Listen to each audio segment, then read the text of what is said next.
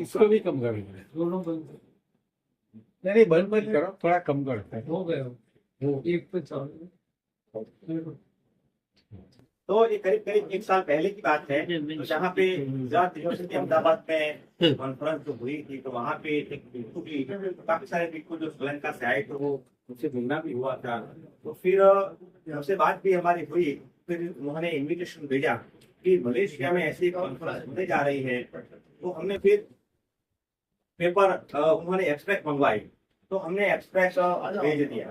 तो करीब करीब विश्व में से करीब करीब 200 एक्सट्रैक्ट उन्होंने मंगवाई थी।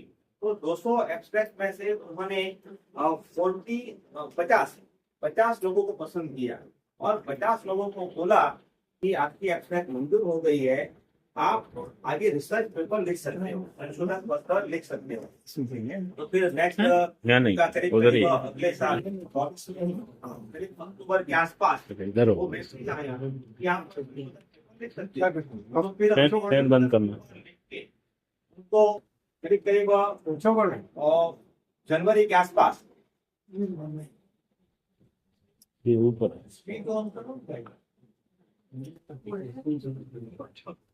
फैन बंद करना है।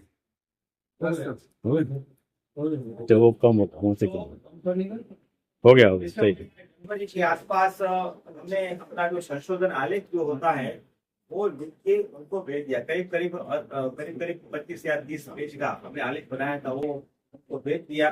फिर उनकी जो स्क्रूटिनी जो कमेटी होती है, वो स्क्रूटिनी कमेटी ने जो 50 जो पेपर जो आए थे, संशोधन पत्र आए थे, उसमें उन्होंने ये बताया है कि आपको प्लेजियरिज्म सर्टिफिकेट लाना पड़ेगा। और ये प्लेजियरिज्म सर्टिफिकेट में यही बात होती है कि आपका जो संशोधन पत्र है कितना मौलिक है और कितना मौलिक नहीं है, आपने किस प्रकार से सोर्सेस का स्रोत का उपयोग किया है, अच्छे सोर्स का उपयोग किया है या नहीं किया। तो एक सॉफ्टवेयर आता है, और वो सॉफ्टवेयर में जब आपका पेपर आप उसमें यानी कि इनरोज करते हो, डालते हो, तो वो पता चले, वो सॉफ्टवेयर ही पता चल जाता है जिसमें कहाँ से लिया है, मौलिक है और कितना नहीं है। हाँ, कॉपी पेस्ट कितना है कि नहीं है। वो आगे जाके वो 50 में से 30 पेपर सिलेक्ट हो गए, 30 पेपर, और I was one of them. तो 50 में से पेपर सिलेक्ट हो गए, और मेरा पेपर पसंद हुआ। फिर उन्होंने विधिवत मुझे आमंत्रण दिया कि आपको मलेशिया आना है। और ये संशोधन पत्र मैंने लिखा था, Buddhism and cultural change in Gujarat. Buddhism and cultural change in Gujarat, बौद्ध धर्म और गुजरात में सांस्कृतिक बदलाव।